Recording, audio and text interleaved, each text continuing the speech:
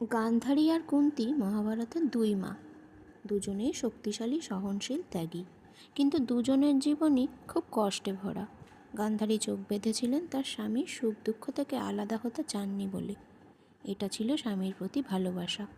কিন্তু তার সবচেয়ে বড় যন্ত্রণা ছিল মা হয়ে তিনি জানতেন দুর্যোধন ভুল পথে যাচ্ছে, তবু মায়ের মন তাকে ছেড়ে দিতে পারেনি।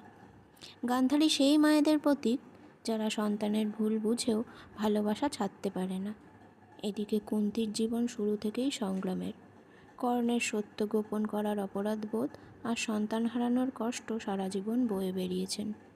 স্বামী হারানো, বনবাস, সন্তানদের রক্ষা করা, সব সময় তাকে শক্ত থাকতে হয়েছে।